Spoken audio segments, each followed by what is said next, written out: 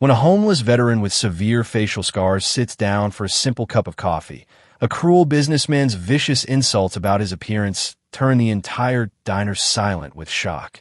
But when a trucker at the counter suddenly stands up and speaks 6 powerful words, everything changes in ways no one could have predicted. But what could those 6 words possibly be that would transform this moment of cruelty into something extraordinary? My stomach was making loud noises as I walked down the snowy street. I hadn't eaten anything real in 3 whole days. Just some old crackers I found in a trash can behind the gas station. The cold December wind cut right through my torn army jacket like a knife. Every step hurt because my old boots had holes in them that let the freezing water soak into my socks. I stopped in front of Murphy's Diner and looked through the foggy window. Warm light spilled out onto the sidewalk where I stood shivering. Inside, I could see families eating hot food and laughing together. Steam rose from their coffee cups. My mouth watered just watching them. But I knew what would happen when I walked in there. It always happened. People would stare at my face. They couldn't help it. The scars from the bomb explosion in Afghanistan covered the left side of my face like melted plastic. Sometimes little kids would point and ask their parents what happened to me. The parents would quickly pull them away and whisper for them to stop looking. I understood. I probably would have stared too before this happened to me. I touched the scars gently with my gloved hand. The doctors at the Army hospital had done their best, but there was only so much they could fix. The explosion had been so hot that it melted part of my skin. They said I was lucky to be alive. Most days, I wasn't sure if lucky was the right word. My reflection in the diner window showed a man I barely recognized anymore. Before the war, I had been Danny Martinez, high school football star from Texas. Girls used to say I was handsome. Now I was just another homeless veteran that people crossed the street to avoid. My dark hair was long and messy because I couldn't afford haircuts. My clothes were dirty because the shelter only let you shower twice a week. But I was so hungry that I didn't care about the stares anymore. I had exactly $5.37 in my pocket. Enough for 1 cup of coffee if I was lucky. Maybe if I sat quietly in the corner, nobody would bother me. Maybe I could make that coffee last for an hour and feel warm for a little while. I pushed open the heavy glass door and felt the blessed heat hit my frozen face. The smell of bacon and eggs made my stomach cramp with hunger. A little bell rang above my head, and several people looked up from their meals. I saw their faces change when they noticed my scars. Some looked away quickly. Others kept staring like I was some kind of animal in a zoo. The diner was busy for a Tuesday morning. Most of the customers looked like regular working people grabbing breakfast before their jobs. There were construction workers in dirty clothes, office workers in suits, and a few elderly couples sharing the morning paper. In the corner sat a woman with 2 small children who immediately hid behind their mother when they saw me. I found an empty booth in the back corner and slid onto the cracked leather seat. It felt so good to sit down somewhere warm. My whole body ached from sleeping on the concrete under the highway bridge. The cardboard I used as a mattress didn't do much to soften the hard ground. Every morning, I woke up with new pains in places I didn't know could hurt. A waitress with kind eyes and graying hair approached my table. Her name Tag, said Sarah. She looked like somebody's grandmother, the type who might make you cookies and ask about your day. Most waitresses in places like this treated me like dirt, but Sarah smiled like she actually cared. "Morning, honey," she said softly, already pouring coffee into a white mug without me asking. "Cream and sugar?" "Just black, please," I said, surprised by how rough my voice sounded. I hadn't talked to anyone in 2 days. "How much for just the coffee?" Sarah glanced around the diner, then leaned closer and whispered, "Don't worry about it right now, sweetheart. You just warm up." She patted my shoulder gently before walking away. It was the first kind touch I'd felt in months, and I had to blink back tears. The coffee was hot and strong, burning my tongue in the best possible way. I wrapped my scarred hands around the warm mug and felt some life come back into my frozen fingers. For the first time in days, I felt almost human again. The simple act of sitting in a warm place with hot coffee felt like luxury. At the counter, a big man in a trucker's cap was eating a plate of eggs and hash browns.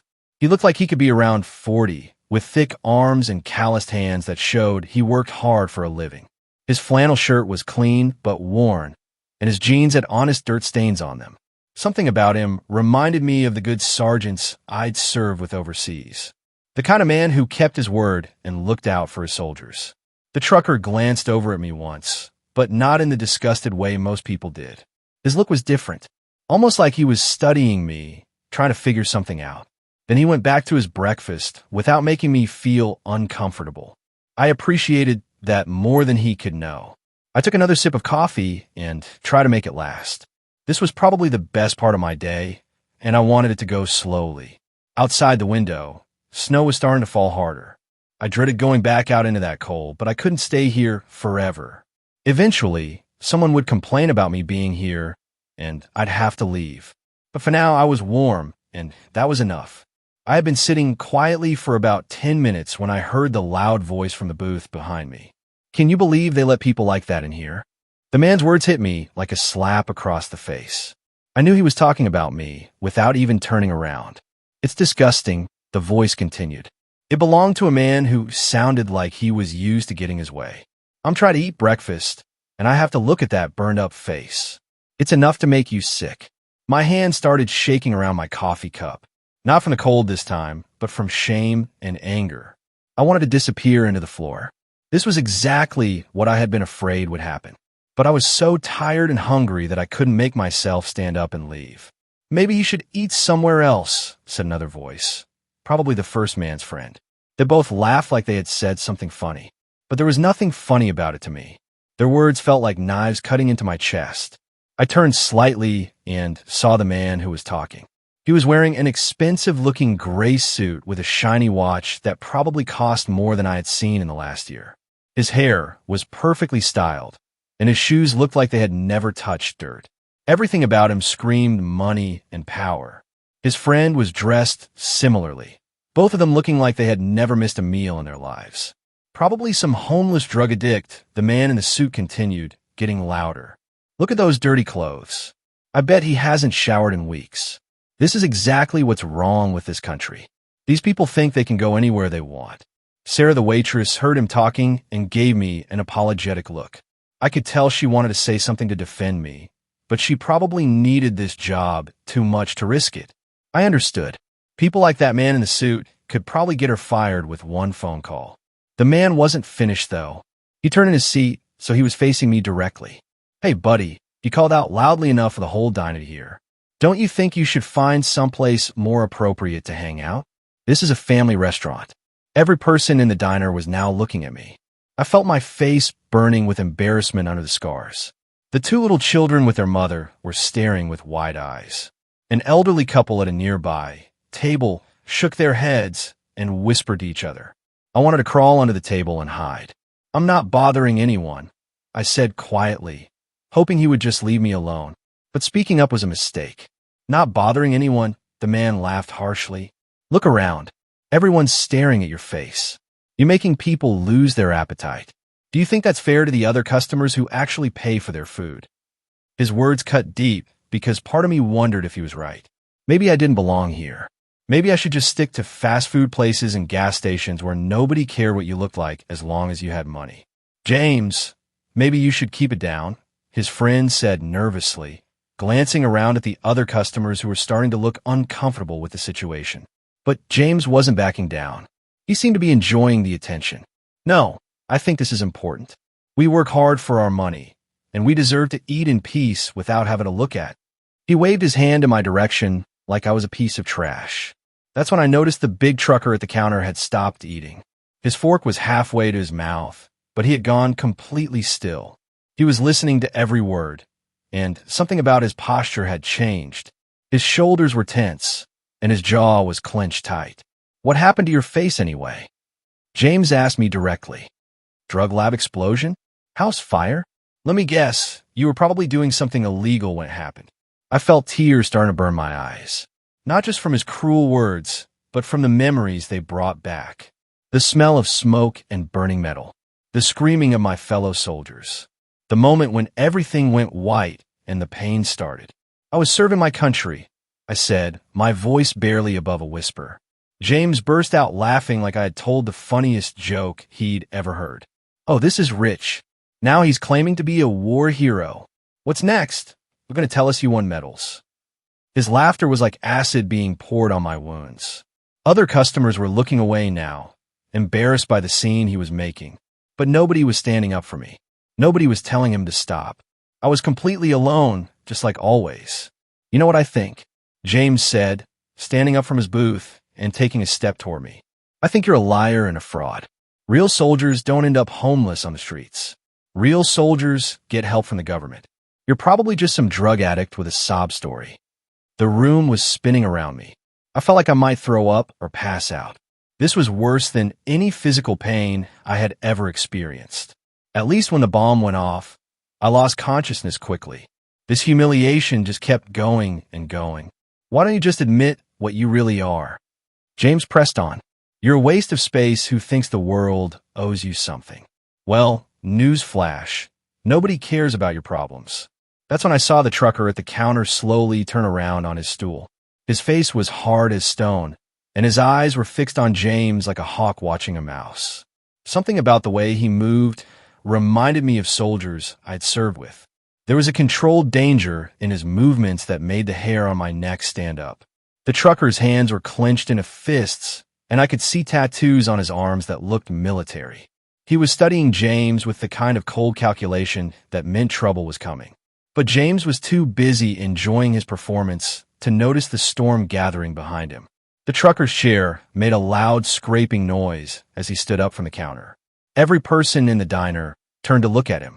He was even bigger than I thought, probably 6 feet tall and built like he could lift a car engine with his bare hands. His boots hit the floor with heavy thuds as he walked toward our corner of the restaurant. James was still laughing at his own cruel jokes about me when the trucker stopped right behind him. You got something to say, big guy? James asked without turning around, thinking he was so clever. Don't tell me you're friends with the burn victim here. The trucker didn't answer right away. He just stood there like a mountain, his presence filling the whole space around us. I could see the muscles in his arms tense up under his flannel shirt.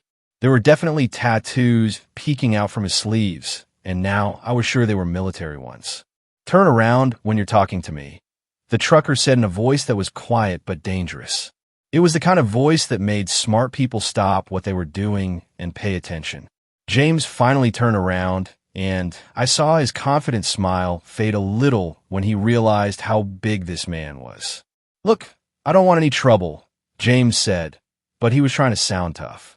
I'm just pointing out that some people don't belong in decent places.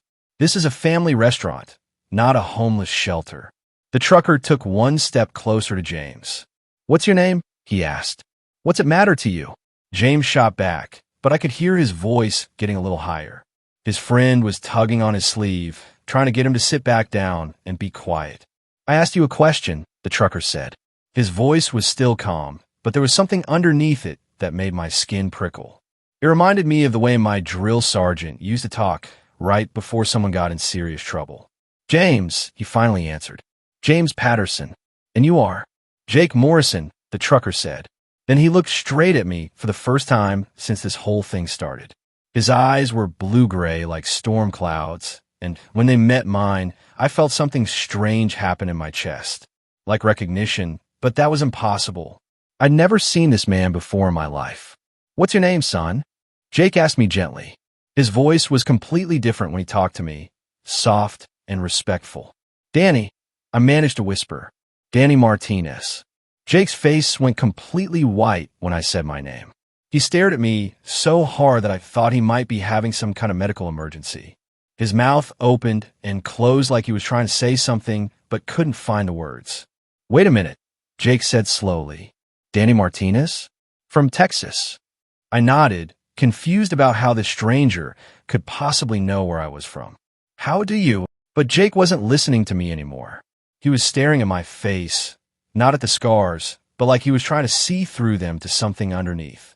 His hands started shaking, and he had to grab the back of James's chair to steady himself. This can't be happening, Jake whispered to himself. After all these years, James was getting impatient with being ignored. Hey, are we done here? I'd like to finish my breakfast in peace.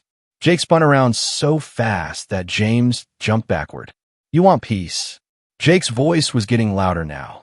You want to talk about peace while you're attacking a man who sacrificed everything for your freedom? I don't know what you're talking about, James said, but he was definitely nervous now. Other customers were putting down their forks and paying attention to what was happening. You called him a liar, Jake said, pointing at me. You said real soldiers don't end up homeless. You want to know what real soldiers do? Jake rolled up his left sleeve, revealing a tattoo that made my heart stop. It was the 101st Airborne patch, the same unit I had served with in Afghanistan. Below it were dates that I recognized, and below there were names. Names of soldiers who had died overseas. Real soldiers watch their friends die, Jake said, his voice cracking with emotion. Real soldiers come home broken and get forgotten by the system they served. Real soldiers end up on the streets because the government that sent them to war doesn't know how to fix what war does to people. James was backing away now, probably realizing he had picked the wrong fight. But Jake wasn't done with him yet. You see these scars on his face? Jake continued, gesturing toward me. You think those came from some drug lab? Those are shrapnel scars. I've seen them before. I've got some of my own. He rolled up his other sleeve, showing more tattoos and several long, thin scars running up his forearm. Kandahar Province, 2018. Roadside bomb. Killed 3 good men and wounded 5 others. My whole world tilted sideways when he said those words. Kandahar Province, 2018. That was exactly where and when I got hurt. The date was burned into my memory forever. It was the day my life ended and this nightmare began. You were there? I asked, my voice barely working. Jake looked at me with tears in his eyes. I was there, Danny. I was right there. The diner had gone completely silent. Even the kitchen staff had stopped cooking to listen. James was standing frozen like a statue, probably wishing he had never gotten out of bed this morning. I don't understand, I said. I would remember you. You were unconscious when they pulled you out, Jake said softly. There was so much blood and smoke. Everything was chaos. They airlifted you out before I could. He stopped talking and wiped his eyes with the back of his hand. I looked for you, Danny. When I got back to base, I tried to find out what happened to you. But they said you'd been transferred to Germany, then back to the States. I tried to track you down through the VA, but I fell through the cracks. I finished for him. The paperwork got lost. My benefits got delayed. I ended up on the streets, waiting for help that never came. Jake's face was full of pain and anger, but not at me. At the system that had failed us both. I'm so sorry, brother. I should have tried harder to find you. James tried to sneak away during our conversation, but Jake's voice stopped him cold. Where do you think you're going? Jake's massive hand landed on James's shoulder, stopping him from leaving. We're not finished talking yet, he said in that same quiet, dangerous voice that had made everyone in the diner go silent. Look, I think there's been a misunderstanding, James stammered, trying to pull away. But Jake's grip was like a steel clamp. I didn't know he was really a veteran. If I had known. If you had known what? Jake interrupted. You would have treated him like a human being? You think you get to decide who deserves respect based on their story? James's face was turning red, but not from embarrassment. He was getting angry that some truck driver was talking to him like this. Let go of me right now, or I'm calling the police. You can't just grab people. Go ahead and call them, Jake said calmly. I'd love to explain to the officers how you were verbally attacking a disabled veteran. I'm sure they'll be very interested in hearing about that. Sarah, the waitress, had been watching everything from behind the counter. Now she came over with a phone in her hand. I already called them, she said firmly. I told them we had a customer harassing other people and causing a disturbance. James's eyes went wide. You call the cops on me? I'm the victim here. This maniac grabbed me. I saw the whole thing, said an elderly man from a nearby table. You were being cruel to that young man for no reason. The trucker was just defending him. We all saw it, added a woman with 2 children. You should be ashamed of yourself, picking on someone who's obviously been through enough. More customers started speaking up, all of them taking my side. I couldn't believe it. For months, I had felt invisible and worthless. Now all these strangers were standing up for me against a man in an expensive suit. James realized he was outnumbered and tried a different approach. Okay, maybe I was a little harsh, but you have to understand, I was just trying to enjoy my breakfast. It's not my fault if seeing certain things makes people uncomfortable. Certain things? Jake's voice was getting louder and more dangerous. You mean American heroes who got wounded serving their country? I mean people who don't take care of themselves? James shot back, his true feelings coming out. If he's really a veteran, where are his benefits? Why isn't the government taking care of him? Something doesn't add up. I felt like I had been punched in the stomach. These are the same questions I asked myself every day. Why had the system failed me? Why was I living on the streets while other veterans got help? You want to know why? Jake said, his voice shaking with rage. Because the VA is broken. Because men like Danny come home with invisible wounds that don't show up on medical reports. Because PTSD and depression don't get you benefits as fast as missing limbs do. Jake turned to look at me, and I saw understanding in his eyes. How long have you been waiting for your disability rating, Danny? 3 years, I whispered. They keep saying they need more paperwork, more medical exams, more proof that my injuries are service-connected. 3 years, Jake repeated, turning back to James. This man has been waiting 3 years for help he earned with his blood. And you think he's lying because the government is too slow to do its job? James was quiet now, but I could see he still didn't really believe us. He probably thought we were both making everything up. Even if that's true, he said finally, it doesn't give him the right to make other people uncomfortable. That's when Jake did something that shocked everyone in the diner. He pulled out his phone and scrolled through his photos. You want proof? He said. Here's your proof. He turned the phone screen toward James, and I saw a picture that made my knees go weak. It was a photo of a group of soldiers in Afghanistan, all of us dirty and tired, but smiling at the camera. I was in the front row, my face young and unmarked by scars. Jake was standing right behind me, his hand on my shoulder. That's us, Jake said quietly. Alpha Squad, 101st Airborne, taken 2 days before the bombing that gave Danny those scars you find so disgusting. James stared at the photo, his mouth hanging open. You could see that it was really us, just younger and before the war changed everything. This one here, Jake said, pointing to another soldier in the photo, didn't make it home. Neither did this one or this one. Danny and I were the lucky ones. We survived. He swiped to the next photo, and I had to look away. It showed the aftermath of the bomb blast. Twisted metal, smoke, and soldiers lying on the ground. I could see myself in the corner of the picture, my face covered in blood. This is what happened to your drug addict, Jake said to James. He threw himself over me when the shrapnel started flying. Those scars on his face? He got them saving my life. The diner was so quiet you could hear the coffee maker bubbling in the kitchen. James was staring at the photos like he couldn't believe what he was seeing. I don't understand, James said weakly. If you two served together, how come you didn't recognize each other? Jake's face was full of pain when he answered. Because I haven't seen him in 7 years. Because he looks different now. Because war changes people in ways you can't imagine. He turned to me with tears in his eyes. But I should have known. Those eyes, that voice. I should have recognized my brother. That word, brother, hit me like lightning. In the army, we used it for soldiers we trusted with our lives. Soldiers who had your back no matter what. I hadn't heard anyone call me brother in years. Jake, I said, finally remembering where I knew him from. Jake Morrison? You pulled me out of the truck. I tried to, he said, crying now. But you were hurt so bad. There was so much blood. They had to airlift you out before I could even say goodbye. The police sirens were getting louder outside, but nobody in the diner was paying attention to them anymore. We were all focused on 2 broken soldiers finding each other after 7 years of being lost. Jake wiped his eyes and looked straight at James with the kind of stare that could melt steel. The whole diner was holding its breath, waiting to see what would happen next.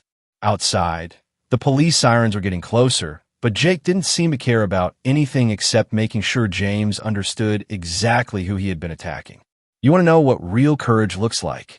Jake said, his voice carrying across the silent restaurant. It looks like a 22-year-old kid throwing himself between his buddy and a piece of burning metal flying at 60 miles per hour. James was shaking now, still staring at the photos on Jake's phone. The pictures showed everything. The explosion, the wounded soldiers, the chaos of that horrible day. I didn't know, he whispered. You didn't want to know, Jake corrected him. You took one look at a man with scars, and decided he was worthless. You didn't ask questions. You didn't show an ounce of human decency. You just attacked him like some kind of animal. I watched James's face change as the reality of what he had done finally hit him. All his confidence was gone. His expensive suit couldn't protect him from the truth anymore. He looked smaller somehow, like he was shrinking into himself. Danny saved more than just my life that day, Jake continued, putting his phone away. When that bomb went off, our truck flipped over and caught fire. Danny was hurt worse than any of us, bleeding from his head and face, but he still crawled back into that burning metal to pull out Tommy Rodriguez. My heart clenched when Jake said Tommy's name. I remembered Tommy. He was just 18 years old, fresh out of high school in California. He used to show everyone pictures of his girlfriend back home and talk about the ring he was going to buy her. Tommy had a broken leg and couldn't move, Jake went on. The fire was spreading fast. Danny could have run to safety, but he went back for Tommy. That's when the second explosion happened. I closed my eyes, trying not to remember the sound of that second blast. The heat that felt like standing too close to the sun. The way the world went white and then black. The shrapnel from that second explosion is what gave Danny those scars, Jake said to James. Every mark on his face is proof that he valued another person's life more than his own safety. Sarah the waitress had tears running down her cheeks. Other customers were crying too. Even the tough-looking construction workers at the counter were wiping their eyes. "Did Tommy make it?" asked the elderly woman who had defended me earlier. Jake's face got dark. Tommy lived for 3 more days. Long enough to write a letter to his parents thanking Danny for saving him. Long enough to tell us that Danny was the bravest man he ever met. The weight of those words hit me like a truck. I had forgotten about Tommy's letter. The memory had been buried under years of pain and homeless nights, and people like James telling me I was worthless. So when you look at those scars, Jake said to James, his voice getting louder, you're not looking at some drug addict or criminal. You're looking at the face of a hero who sacrificed everything for people he barely knew. James tried to speak, but Jake held up his hand to stop him. I'm not done yet, Jake said. You want to know why Danny is homeless? You want to know why the VA isn't taking care of him? Because the system is broken. Because men like Danny come home with injuries that don't fit into neat little boxes on government forms. Jake pulled up his pant leg, revealing a prosthetic limb where his right leg should have been. Several people in the diner gasped. I lost my leg in that same explosion. But you know what? It was easier for me to get benefits because my injury was obvious. Danny's brain injury, his PTSD, his depression, those things are invisible. The VA doesn't know how to handle invisible wounds. I stared at Jake's prosthetic leg, remembering fragments of that day.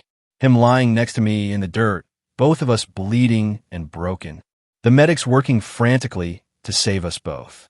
For 3 years, Danny has been fighting for the benefits he earned with his blood. Jake continued. 3 years of paperwork and medical exams and bureaucrats who don't understand what war does to people. 3 years of sleeping on the streets while politicians give speeches about supporting our troops. The police officers finally walked through the diner door, but they stopped when they saw what was happening. One of them was an older man with gray hair who looked at Jake's military tattoos and seemed to understand the situation immediately. Is there a problem here? The older officer asked. No problem, Jake said calmly. Just educating someone about the cost of freedom. James looked at the officers like they were his salvation. This man assaulted me, he said quickly. I want to press charges. But the older officer was looking at the photos still displayed on Jake's phone. He studied them carefully, then looked at me and Jake with new respect in his eyes. Were you both deployed together? The officer asked. Afghanistan, 2018, Jake en Suède. 101st Airborne. The officer nodded slowly. My son served there too. Different unit, same year. He turned to James with a look that could freeze water. Sir, what exactly happened here? Before James could lie, Sarah spoke up. This gentleman in the suit was verbally attacking the veteran, making fun of his scars and calling him names. The truck driver was defending him. Several of us saw the whole thing, added the construction worker from the counter. The suit guy was way out of line. James realized he wasn't going to get any sympathy from the police. Look, maybe I said some things I shouldn't have. but I didn't know he was really a veteran. And that makes it okay? The younger police officer asked. You think it's fine to attack someone as long as they're not military? Jake stepped forward and did something that surprised everyone. Officers, I don't want to press any charges. This man learned something important today. Sometimes education is more valuable than punishment. But Jake wasn't done with James yet. He looked him straight in the eye and said 6 words that would change everything. He took shrapnel meant for me. Those 6 words hung in the air like thunder after lightning. Every person in the diner felt the power of what Jake had just said. James's face went completely white as the full meaning hit him. He had been attacking the very man who had saved Jake's life. What do you mean? James whispered, but I could see in his eyes that he already knew. Jake's voice was steady and strong. I mean that when the shrapnel from that bomb was flying toward my head, Danny saw it coming. He threw himself in front of me and took the metal in his face instead of letting it kill me. The police officers looked at each other with amazement. The older one had been in the military himself, and he understood exactly what that meant.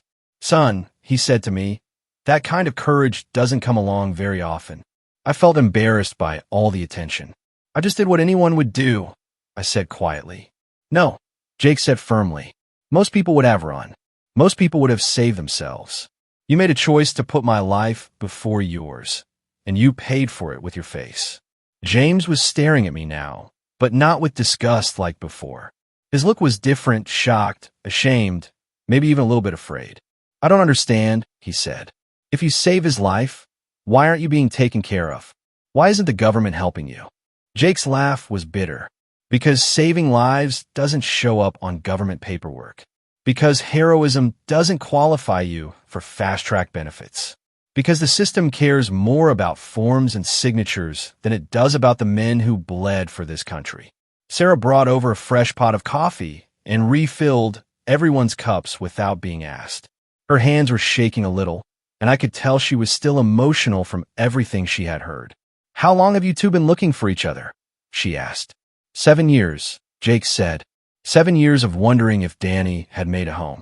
7 years of trying to track him down through the VA system. They kept telling me he was transferred to different hospitals, different states. The paperwork trail went cold in Georgia. I spent 2 years in VA hospitals, I explained.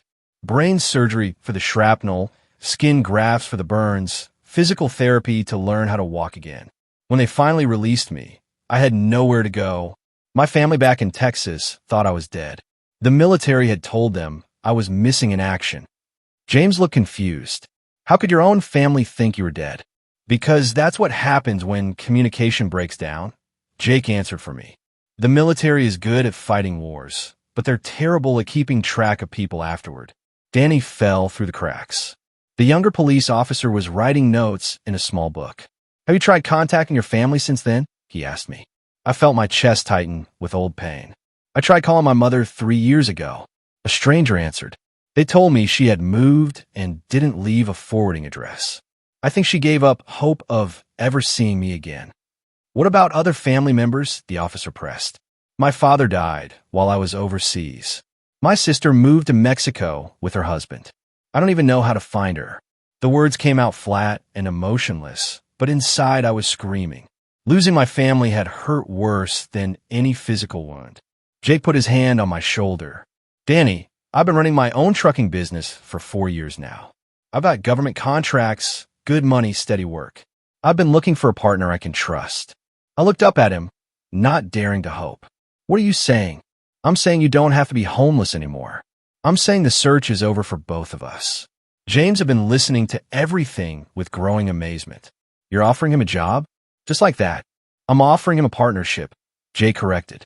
50-50 split on everything. Danny's got skills the Army taught him, logistics, navigation, equipment maintenance. Plus, I know his character. I know he'll watch my back. The older police officer smiled. Sounds like you boys have some catching up to do. Are we done here with the complaint? James looked around the diner at all the faces staring at him. Everyone was waiting to see what kind of man he really was underneath that expensive suit. Officer, I want to withdraw my complaint. There was no assault. I was wrong about everything.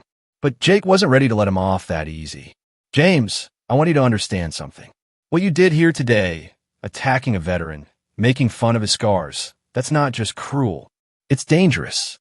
What do you mean, dangerous? James asked. I mean that veterans are killing themselves at a rate of 22 per day.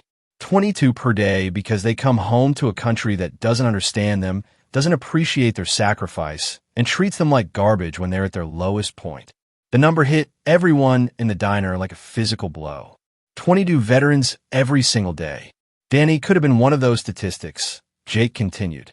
If he had given up hope, if he had decided the pain was too much to bear, your words today could have been the thing that pushed him over the edge. James looked like he was going to be sick. I never thought about it that way. Most people don't, Jake said. They see a homeless veteran and think failure instead of hero. They see scars and think ugly instead of sacrifice. They make judgments without knowing the story. I watched James struggle with what he was learning. His whole worldview was being turned upside down. Everything he thought he knew about homeless people and veterans was wrong. What can I do? James asked quietly. How do I make this right? Jake looked at me, waiting for my answer. All eyes in the diner were on me now. For the first time in years, I had power in a situation. I could make James pay for what he had done, or I could show him the same mercy that Jake was showing me. Just remember this day, I said finally. Remember that the person you're looking at might be carrying invisible wounds. Remember that kindness costs nothing, but cruelty can destroy lives. James nodded slowly. Then he did something that surprised everyone. He reached into his wallet and pulled out a business card. I own a construction company. If you ever need work, or if you know other veterans who need jobs, call me. I want to do better. Jake took the card and studied it. Patterson Construction. I've heard of your company. We do a lot of government work, James said. Federal buildings, military bases. I never thought about hiring veterans specifically, but maybe I should. The transformation in James was amazing to watch. The cruel, arrogant man from 20 minutes ago was gone. In his place was someone who looked ashamed but determined to change. Outside the diner, the snow was still falling, but it didn't look cold and threatening anymore. It looked clean and peaceful, like the world was getting a fresh start. Jake pulled out his phone and started making a call right there in the diner. Yeah, it's me, he said to whoever answered. I need you to bring the spare truck keys to Murphy's Diner on 5th Street. And call the bank. I need to add someone to the business account today. I stared at him in shock. Jake, you don't have to do this. You don't owe me anything. Don't owe you. Jake's voice cracked with emotion. Danny, you saved my life. Without you, I'd be dead in the ground in Afghanistan. Everything I've built, everything I've accomplished in the last 7 years, none of it would exist without you. The police officers were getting ready to leave, but the older one stopped and shook both our hands. You boys take care of each other, he said. The country needs more stories like this one. James was still sitting at his table, looking like he'd been hit by a truck. His friend had left during all the excitement, probably embarrassed by James's behavior. Now James was alone, staring at his untouched breakfast and thinking about everything he'd learned. I keep thinking about what you said, James told Jake. About 22 veterans killing themselves every day. I had no idea it was that bad. Sarah refilled James's coffee cup, even though he hadn't asked. My nephew came back from Iraq 5 years ago, she said quietly. He's been struggling ever since. Can't keep a job, can't sleep through the night. His wife left him last year. That's the invisible part people don't see, Jake explained. When Danny and I came home, everyone focused on the physical wounds. But the mental ones, the nightmares, the guilt, the feeling like you don't belong in the regular world anymore, those are just as real. I nodded, remembering my own dark nights. There were times I thought about ending it, I admitted. When I was sleeping under bridges in the rain, when people would cross the street to avoid looking at me, when I'd go days without anyone speaking to me like I was human. The diner got quiet again. Even the kitchen staff had stopped cooking to listen. What kept you going? Asked a woman at a nearby table. I thought about it for a moment. Tommy's letter, I said finally. The one Jake mentioned earlier. Before Tommy died, he wrote to his parents about what happened that day. Someone at the VA gave me a copy of it 3 years ago. I reached into my jacket pocket and pulled out a folded piece of paper that was worn soft from being read so many times. Tommy wrote, There's a soldier named Danny Martinez who proved that angels exist. He came back into hell to save me when he could have run to safety. If anything happens to me, please find Danny and tell him he's the best man I ever knew." Jake's eyes filled with tears as I read Tommy's words out loud. "You kept that letter all this time?" "It was the only thing that reminded me I used to be worth something," I said. "When the world treated me like garbage, I'd read Tommy's words and remember that once, for a few minutes, I was somebody's hero." James was crying now, and he wasn't trying to hide it. "I almost destroyed you today," he whispered. "If Jake hadn't been here, if he hadn't stopped me, I would have taken away the one thing that was keeping you alive." The weight of what could have happened hit everyone in the room. If Jake hadn't recognized me, if he hadn't stepped in, James's cruel words might have been the final straw that broke me. A pickup truck pulled up outside the diner, and a woman got out carrying a set of keys. She was about 40 years old with short brown hair and kind eyes. Through the window, I could see a big red truck parked behind her. "That's my business partner, Lisa," Jake said. "She helps run the office side of things while I do the driving." Lisa walked into the diner and looked around at all the emotional faces. "What's going on in here?" she asked. "Lisa, meet Danny Martinez," Jake said. "The soldier I've been looking for." Lisa's face lit up with recognition. "Danny? The one from your squad? The one who—" She looked at my scars and understood immediately. "Oh my goodness, we've been wondering about you for years." "Jake's told you about me?" I asked, surprised. "Are you kidding?" "Jake talks about his army buddies all the time, especially you. He never gave up hope of finding you." Lisa handed Jake a set of keys. "I brought the keys to truck number 2, and I called the bank. They're expecting you this afternoon to add someone to the accounts." Jake stood up and grabbed my arm gently. "Come on, partner. Let me show you your new truck." We walked outside into the cold December air, but I barely felt it. The red truck was beautiful, a Peterbilt with chrome that gleamed even in the gray winter light. "This is mine," I asked in disbelief. "Half mine, half yours," Jake said. "We're equal partners in Morris & Martinez Trucking." "Morris & Martinez," I repeated. "That's right. Your name goes on everything, the trucks, the business license, the bank accounts. You're not just an employee, Danny. You're my partner." I ran my hand along the side of the truck, hardly believing this was real. After years of having nothing, suddenly I had more than I'd ever dreamed of. "There's an apartment above the trucking office," Jake said. "It's not fancy, but it's warm and dry. You can stay there until you get back on your feet and find your own place." I started crying again, but these were different tears. For the first time in 7 years, they were tears of hope instead of despair. Back inside the diner, James was talking to Sarah about her nephew. "What's his name?" James asked. "Maybe I can offer him a job at my construction company." "His name is Michael," Sarah said. "But he's been turned down for so many jobs because of his record. He got arrested for fighting a few times when he was drinking. PTSD can make people angry," James said, showing how much he'd learned in just 1 hour. "Maybe what he needs is understanding, not judgment." Lisa was watching Jake and me through the window. "They look happy," she said to the people still in the diner. "They deserve to be happy," said the elderly woman who had defended me earlier. "After everything they've been through." James pulled out his phone and made a call. "Hi, this is James Patterson from Patterson Construction. I want to start a new hiring program for veterans. Yes, even ones with records. Because they served our country and deserve a second chance." When we came back inside, Jake made an announcement to everyone. "I want to thank all of you for standing up for Danny today. You showed him the kindness that every veteran deserves." "What happens now?" asked Sarah. Jake smiled. "Now we get Danny's VA benefits straightened out. We get him the medical care he needs. We help him reconnect with his family. And we start building a business together. And I'm going to make sure my construction company hires more veterans," James added, starting with Sarah's nephew, Michael. The transformation in the diner was amazing.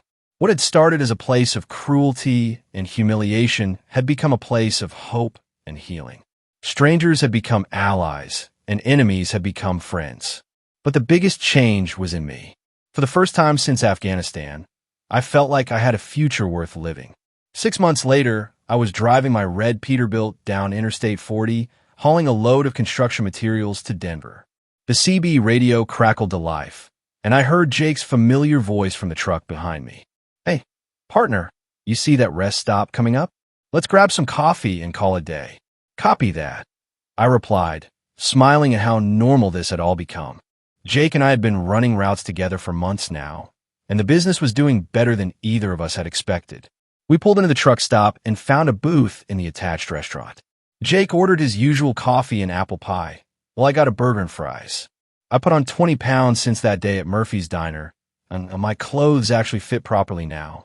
"Got some good news today," Jake said, pulling out his phone. "Lisa called while you were getting fuel. We just got approved for 3 more government contracts. Looks like we'll need to hire another driver soon." "That's great," I said. "Any thoughts on who?" "Actually, yeah. Remember James Patterson, the guy from the diner?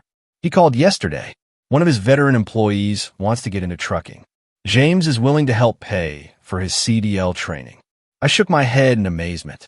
Hard to believe that's the same guy who was making fun of my scars 6 months ago. "People can change," Jake said. "Look at you. You're not the broken man I found in that diner anymore." He was right. The VA had finally approved my disability benefits after Jake helped me get a lawyer. I was getting treatment for my PTSD and depression. Most importantly, I had hope again. "Speaking of changes," I said, "I got a letter yesterday." I pulled an envelope from my jacket pocket. "It's from my sister Maria. She found me through the Red Cross website." Jake's eyes lit up. "She wants to see you. She's flying in from Mexico next week. She's bringing her kids, my niece and nephew that I've never met." I felt my voice getting thick with emotion. "She said she never stopped looking for me. She said Mom died 2 years ago, but she never gave up hope that I was alive somewhere." "Danny, that's incredible. There's more. Maria's husband owns a shipping company in Guadalajara. He wants to meet with us about running freight between Mexico and Texas. Could be huge for the business." Jake raised his coffee cup in a toast. "To second chances. To brothers who don't give up on each other," I replied, clinking my cup against his. As we sat there planning our next moves, I thought about that terrible morning in Murphy's Diner. If Jake hadn't been there, if he hadn't recognized me, if he hadn't spoken up, where would I be now? Probably still homeless, maybe worse. "Hey Jake, remember what you told James that day? About me taking shrapnel meant for you?" "I remember. I've been thinking about that. You were wrong about one thing." Jake looked confused. "What do you mean? You said I saved your life. But really, you saved mine. If you hadn't stood up for me that day, if you hadn't reminded me who I used to be, I don't think I would have made it much longer." Jake reached across the table and grabbed my hand. "We saved each other, brother. That's what soldiers do." My phone buzzed with a text message. It was from Sarah, the waitress from Murphy's Diner. "Thought you'd want to know. Michael got promoted to foreman at Patterson Construction today. James says he's the best worker he's ever had." I showed the text to Jake, and we both smiled. The ripple effects from that one day kept spreading outward, touching more lives than we could have imagined. "You know what the best part is?" Jake said. "What's that?" "We're not done yet. Every veteran we hire, every person we help, every time we tell our story, it all matters. We're proving that nobody has to stay lost forever." As we got ready to leave the restaurant, a young waitress approached our table nervously. "Excuse me," she said. "I heard you two talking about being veterans. My brother just got back from deployment, and he's having a hard time adjusting. Do you have any advice?" Jake and I looked at each other and smiled. "Sit down," I said, gesturing to an empty chair. "We've got time." For the next hour, we talked to the waitress about her brother, about PTSD, about the resources available to help veterans transition back to civilian life. We gave her our business cards and told her to have her brother call us if he needed someone to talk to who understood what he was going through. When we finally got back to our trucks, the sun was setting over the mountains. The sky was painted in shades of orange and pink that reminded me of better days, of hope and possibility. "Ready to head home?" Jake asked over the CB radio. "Ready," I replied. As we pulled back onto the interstate, I thought about Tommy Rodriguez and the letter he'd written before he died. He'd called me an angel, but I knew the truth now.